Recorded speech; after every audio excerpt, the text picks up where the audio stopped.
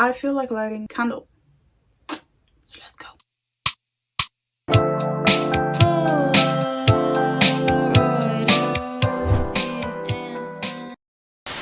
Right, we got a richly scented candle, mandarin flavored. Don't burn, don't burn, don't burn, don't burn, don't burn, don't burn my hand. Oh, this is pretty good. Okay, we got our candle ready. Let's get on with the video now. Yo, I hope it doesn't follow my bed or anything. Let's hope it doesn't.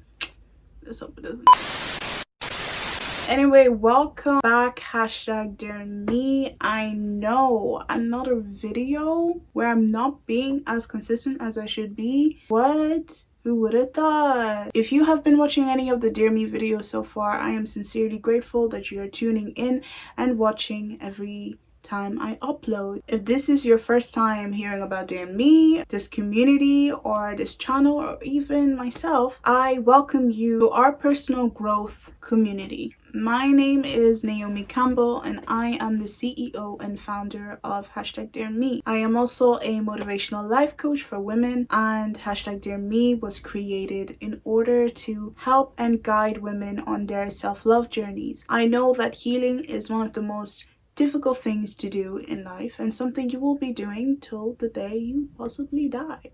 But you know, it's something that you have to accept and be able to master it in a way that you can maneuver around certain pitfalls that you might find yourself in. I myself know that personal growth is not something that is easy at all, and this is why I felt like in my own self-love journey, or even in the whole era of self-love, it's become one thing that self-love is something you see around all the time, but no one really knows what the hell they're doing. Nobody knows we don't know what we're doing. So I decided to create a guide and a series of educational videos to help you women, maneuver around these things and know that it is okay to be completely lost. But yeah, DearMe offers a variety of packages such as the self-love guidebook, the emotional control strategy, where I teach you how to master your emotional control with things that you are not in control of. Mastering a relationship startup strategy, where I teach you how you can connect with your partner better, or if you are single and dating and looking, I teach you how to get the guy that you want in a way that benefits you in a healthy situation. I also do classes on healing, of course, and if you guys have any questions or would like to reach out to me regarding these products, please email me at dearmeask@gmail.com. The rest of the contact info will be listed in the description down below. So without further ado, let's get on with this video. So I don't think if you have noticed this, but your life, like your daily life, is based on this extraordinary principle of fear and pleasure. Therefore, one is trying to dominate the other, and this arises in an endless cycle of conflict. I watched this amazing TikTok video the other day by a great philosopher named Krishnamurti, who further explained this understanding. And from what he said, we begin to ask ourselves, is it possible to even live a life without this constant inner battle, without this constant struggle, inwardly as well as outwardly? Okay, but to really understand this, you have to see what your life is like first. And what I mean by this is that you have to see and accept that your life is a cycle of struggles, and accept it at face value in order for a change to happen, which is of course terribly frustrating and even painful. You have to be aware of the harsh reality first before you can actually make the intention to make a change or a decision in your life that will alter the course of your life. And you need to do this instead of running away or trying to change it or hiding away behind procrastination. Instead of running away or trying to avoid it, try to become conscious of it. And once you do that, don't escape from it. Don't try to change the reality of it. Honestly, don't even try to explain it. Don't try to rationalize it. Just accept it as how it is, that you are struggling. It's okay. And it's okay. You need to admit that there's a battle going on inside of yourself, that there's a war inside of yourself. And this battle is between you wanting to be different to make it change and you being afraid and hiding behind your comfortability in your current situation. What I advise you to do is to just pay attention to that and observe yourself from a third person in a non-judgmental manner. And in that watching and in that awareness, you will find that by the very act of that attention you give to yourself onto your actual current reality, the internal struggle actually stops. The internal struggle comes to an end. Sometimes in our journey of healing, it can feel like you can count up all the days and all the things you treasure, and yet still feel like you lost something, that you are losing something, that time is way ahead of you and you still feel like you are stuck in that sunken place. And even if physically things are getting better, like going to the gym or your looks improving, or I don't know, your health, whatever, internally, mentally, there's nothing but chaos, uncertainty, and anxiety just swimming up inside of you. This disorder of chaotic emotions will often lead us to make decisions in our life that do not benefit us and will cause us to run away from the internal problem inside rather than face it because it's too overwhelming. What people often tend to do is get into situationships or relationships with people that make them feel alive. They recognize something in that person that feeds their ego. That's why you see a lot of people get into situations where they feel like their energy is being drained. If you are a vibrant, energetic and bubbly person with so much passion and light and love, you need to be aware of those that come into your life, because that positive energy of love and light attracts all kinds of people. It attracts people in pain, or it attracts people who want to bring light into your life and add to it. This is not to shame those who may be on the other receiving end and find themselves constantly draining others of that energy. And sometimes we are that person without even realizing it.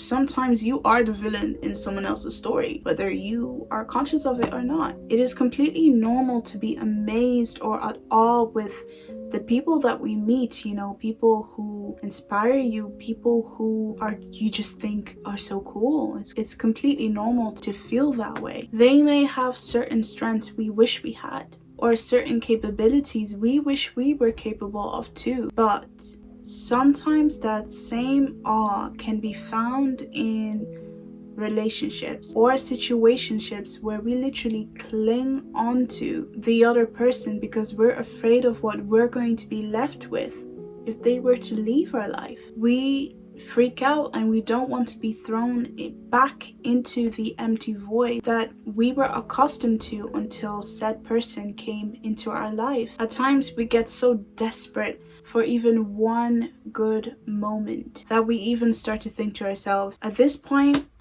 I'll do whatever it takes if I can just keep clinging to it one more time.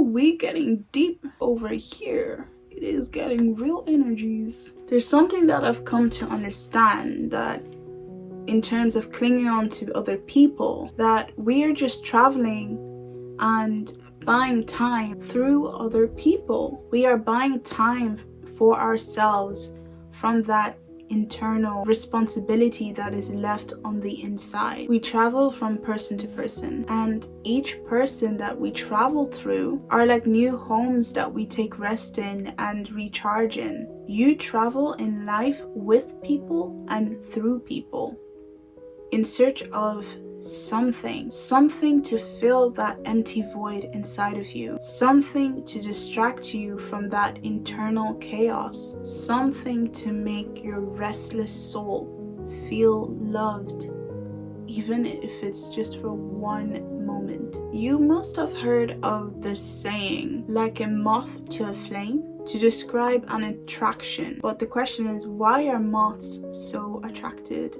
to that light, to that flame, or even by the light of a bug zapper, something that would kill them, and they still fly towards it? Why are they so attracted to that? One idea is that moths aren't so much attracted to the light, but they're disoriented by it. They are distracted by it. They are distracted by what's going on in front of them, that they fail to recognize the danger that they are in by simply not looking out for themselves and just wanting to hide behind that light or just be, distracted by it, which is what we do with other people. Like many flying insects, moths are partly able to find their way by using light as a compass. Notice this concept of light being used as a compass. This same concept can be applied to your life. When you pursue someone, or when you approach multiple people, or when you choose to love someone, you must ask yourself, is it really them that you are loving, or that you're even amazed by? Or is it the magnitude of their light that helps you forget of your own lack and your own chaos, even if it's just for one moment? Clinging to others because of what they have will only leave you with temporary satisfaction. It'll only leave you feeling temporarily fulfilled. You just think to yourself, one more ifs, one more prolonged moment where you can hide away from yourself and time. But my friend, these are fragments of moments of love that you are settling for. You are hoping that by merging all of these one more ifs, it'll result to the feeling of one lifetime of true love, even if it's through different people. But my friend, when did it ever get to this point? There was a point in my life where I experienced this exact same thing. It got to the point that I was asking myself, what was wrong with me? Playing with all these energies, trying to feed my soul. I started to ask myself, have I ever truly been loved by anybody? But what you don't realize, that every need, as the great Bob Marley says, has an ego to feed. I went to see a friend of mine the other day at his workplace. He works as a barista in this very well-known cafe here in Ireland. Can't say the name, don't want to be sued or anything, so I don't want to stay away from any laws, what I'm saying? Just got my citizenship, bro. My friend and I usually have these type of conversations, and in one particular conversation, he mentioned something really interesting that his mother said regarding facing a math problem when he was in high school. Everything you need is in the question or the problem that you are facing. Don't give up and think you can't do it when the answer is hidden right in the middle of the problem. I'd like to call this little tip the equation of life by Luke's mom. And if you really think about it, this quote can be applied to all aspects in your life. The answer is usually hidden in the middle of the problem. So if you feel lost in your life right now, you are actually right where you are meant to be, as cliche as it sounds, because the answer is right in front of you. Just dig deep enough to see it. This actually smells really good, Happiness is found in the little things in life. A bowl of water is enough for a boat to float. Paper boat. And if you truly believe even paper birds can take flight, be willing to give yourself what you expect from others. This cycle of longing that we have is completely normal. But the thing is that you need to understand where it's coming from. You need to understand why it is that you feel that way. Understanding your own attachment style. Each and every one of us has been gifted with something that will benefit this world. You are a gift to humanity. You have something that none of us have that can help contribute to the human race. You need to remember that. And that is something that has been blessed and gifted upon you by the Creator.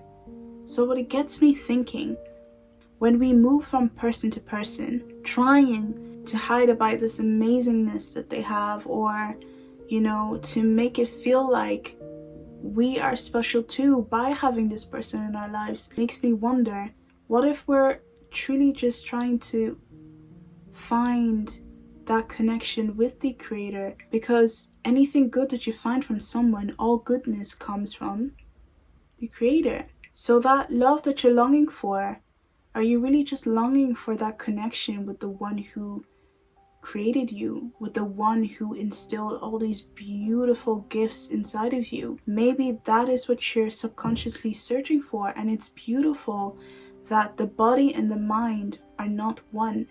They're two separate. The body is one and the soul is another. And it's as if when the soul and the body come together, it becomes a human being.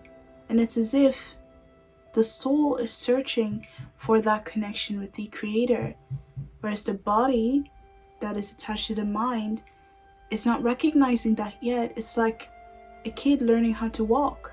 I don't know if I'm just talking rambles here, but this is a really interesting concept I was just pondering over a few days ago.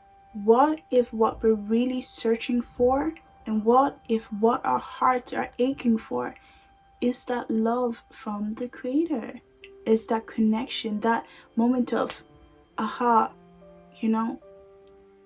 it's true, that kind of moment. But that same love and kindness that you show onto other people and others that amaze you, you need to kind of ask yourself, when was the last time you felt safe enough to accept genuine kindness from another human being without even having to question their intentions? I like this saying, I think, therefore I am. But in order to trust your thoughts, you must trust yourself in order to make the first step in healing. When you take bits and pieces from every person that you meet without you even realizing it, you are losing a sense of identity. The concept of identity can be described in many ways. You can reinvent yourself, you can do this and that. However, when you take pieces of every person that you meet to reconstruct this new idea of yourself, because you're not satisfied with who you are and you're upset with who you are, it's as if you're losing the core identity of you. You are losing the core foundation of who you are because you're not willing to accept it. And this is the reason why you don't trust yourself. And this is the reason why you don't trust yourself to make decisions. Because you can't even trust yourself to feed, nurture, and take care of your own soul, of your own identity. What you should realize is that the Creator is training you for your greatness your whole life. But when it comes, now you freeze up and you panic and you wonder if it's worth the risk with something that He has been training you for your entire life. You don't even know what it is yet. You have to discipline yourself to freedom, to true freedom. Be impeccable with your word.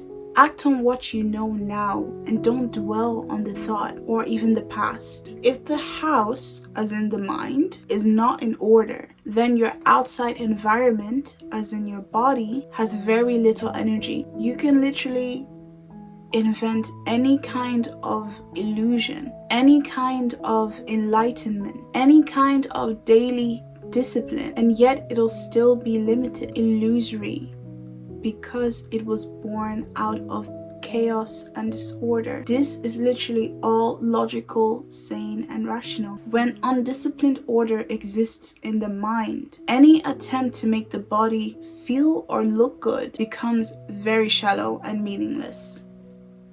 This is by Krishnamurti. Such an amazing guy. Anyway, thank you so much for tuning into this #DearMe episode. If you guys have any questions or would like to comment on anything regarding on what I said during this video, please feel free to leave your comments in the comment section down below or email me at dearmeask@gmail.com. Also make sure to follow me at DearMe_selflove academy to stay tuned on daily posts and different pieces of advices that I will give there that I will probably not give here. If you would like to reach out on any services on terms of healing and packages and so forth, please feel free to email me as well. Any other contact information will be listed in the description down below. So then again, until next time, homies.